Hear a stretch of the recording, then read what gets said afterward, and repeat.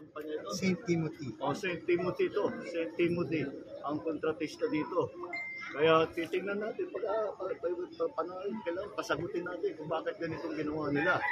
Mas mabuti pa, dapat pumunta sila rito, pakita nila gano'ng kahirap ang buhay na binigay nila sa mga kababayan natin. Hindi pala kaya gagawin namin ngayon na naalaman na namin. Mabuti nga yung website nandyan na at marami nang nagsusumbong. Basta kayo, gamitin ninyo yung para doon sa flood control. Oo, sige, lipagan kayo. Mag-report kayo.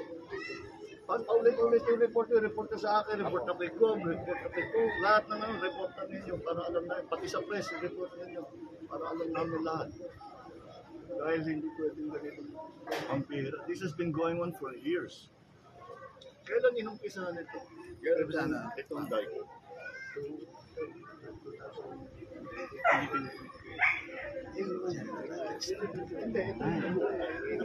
Isang beses. 21 beses. Ngayon may ongoing. Tapos lumipat ngayon sila doon.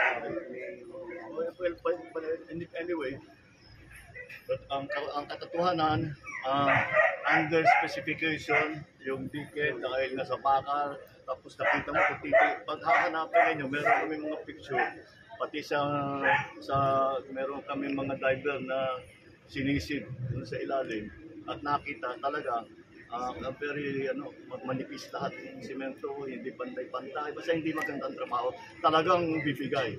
Kaya bumigay na nga.